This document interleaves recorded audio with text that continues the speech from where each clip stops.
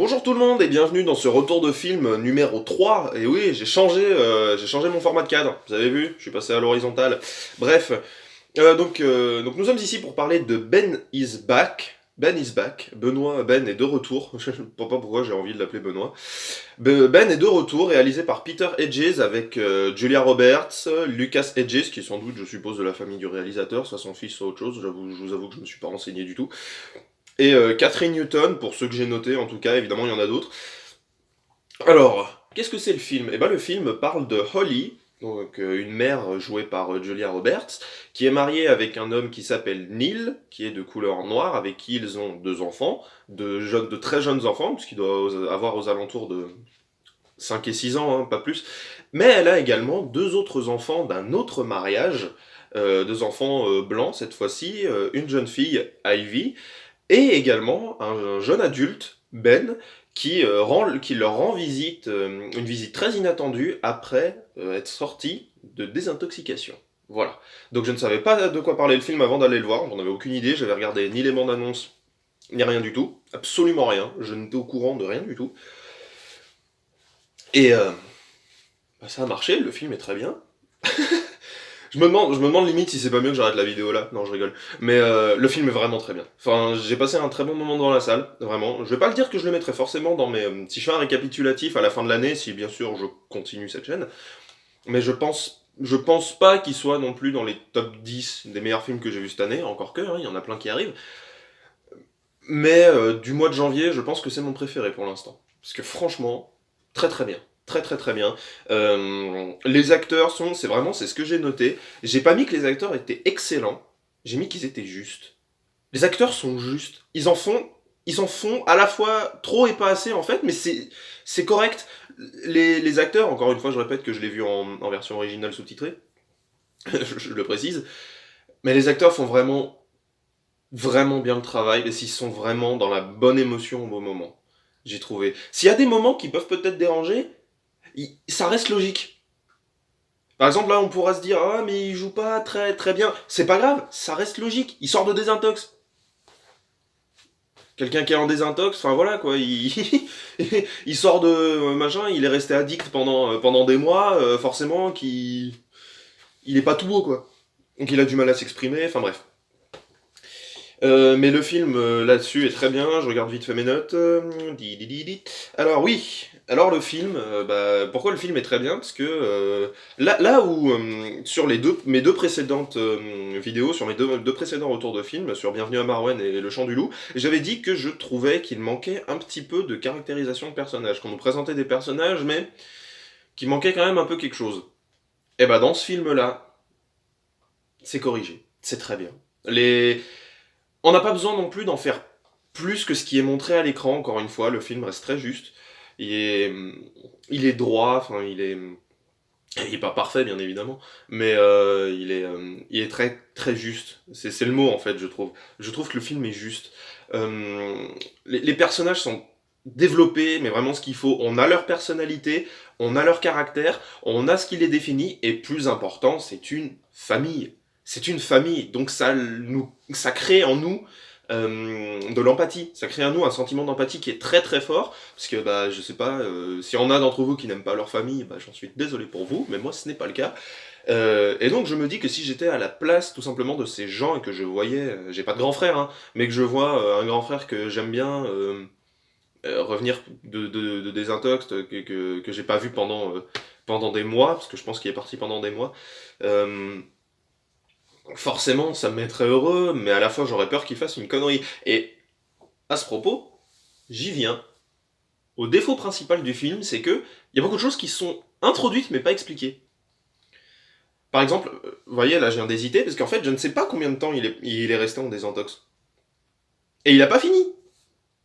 Il est toujours avec un sponsor, il appelle, enfin c'était traduit comme ça en français, je me rappelle plus comment c'était en anglais. Son parrain, voilà, c'est ça. Son parrain et c'est sponsor en anglais. Mais voilà, il est toujours entouré, on lui dit toujours d'aller aux réunions, etc., etc.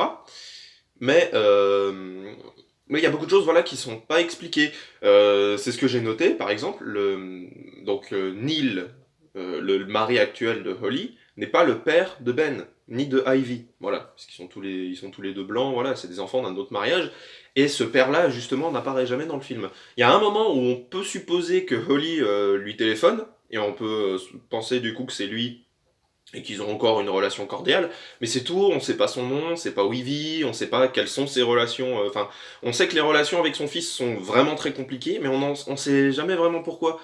Et pareil, Ben dit souvent qu'il s'en veut d'avoir fait autant de conneries. Les personnages, les adultes en tout cas, Neil a peur de son retour parce qu'il voilà, il dit à sa femme attends, t'as vu ce qu'il a fait, c'est un toxico, c'est un irresponsable, blablabla. Oui, il a fait quoi? Non, parce que s'il était juste complètement défoncé à cause de l'héroïne et qu'il s'est endormi comme ça sur le paillasson, c'est pas grave. Ça fait peur à personne, à la limite aussi les gamins qui ont 2 ans qui vont se dire mais il fait quoi lui. Mais on sait pas ce qui s'est passé exactement dans cette famille. On sait qu'il a fait de grosses erreurs mais qu'il s'en veut. Et, et justement, enfin c'est le film traite de ça, donc je vais prendre un petit moment pour parler un peu, parce que ce film parle de drogue, et ça n'a rien à voir avec les films comme Trainspotting ou Requiem for a Dream, notamment Requiem for a Dream, parce que je l'ai plus en tête, avec un montage qui est très très rapide, qui est très particulier, et des personnages qui se font vraiment du mal volontairement. Là, ici, on a vraiment un parcours d'une mère qui aime son fils et qui a envie de le voir, parce qu'en plus, il revient pour Noël, hein, il revient la veille de Noël. Donc du coup, bah, tout le monde se dit, mais attendez, c'est Noël, est-ce qu'on peut pas l'accueillir au moins une fois pour voir comment il réagit? Et donc c'est le parcours, donc justement, c'est le film qui retrace ouais, une petite aventure d'une mère qui aime son fils et qui tient à le sauver, qui veut vraiment le soutenir pour le soutenir pendant cette dure épreuve pour lui, qui est de se sortir d'une addiction, ce qui est quand même quelque chose de très dur.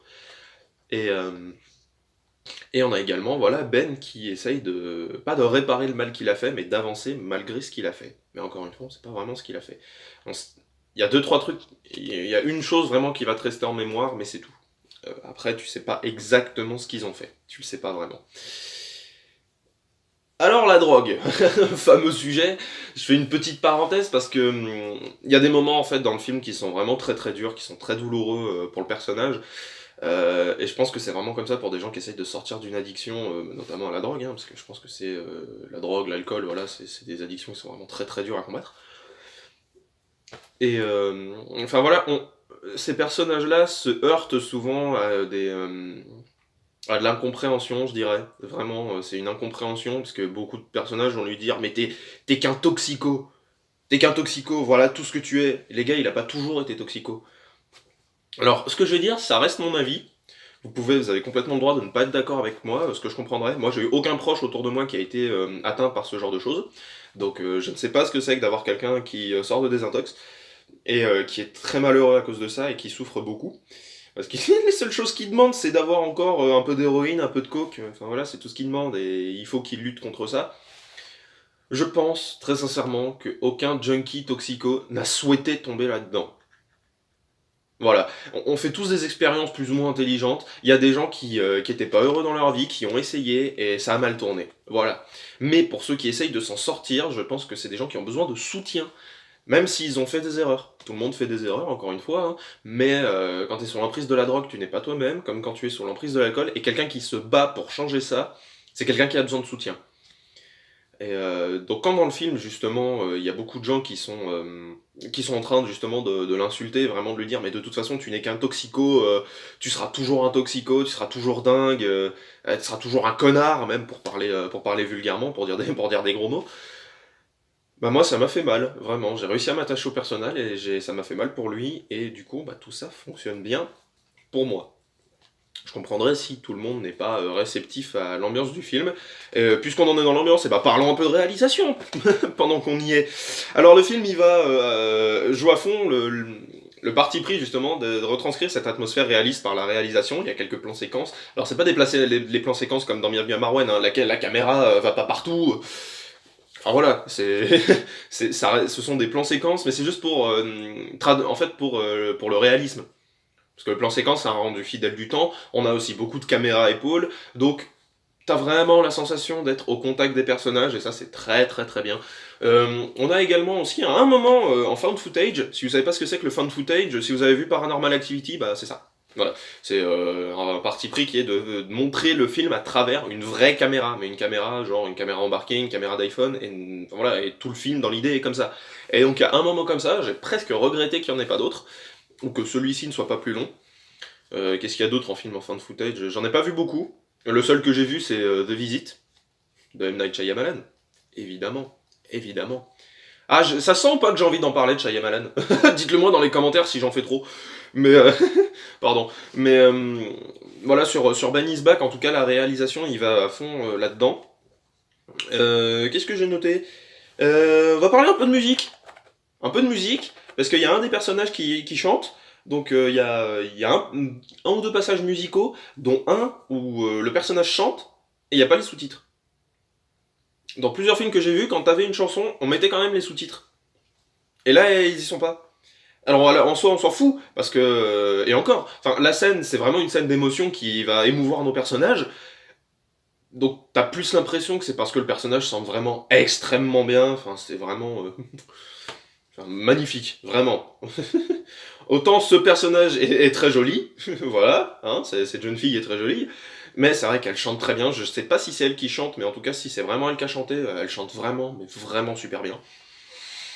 Et ouais, il n'y a pas de sous-titres pendant qu'elle chante. Et c'est un peu dommage parce que je me dis, si ça se trouve, les paroles ont vraiment un sens aussi. Et ça aurait été bien, nous, Français, qu'on puisse avoir la traduction. Enfin bref, ça c'est un détail.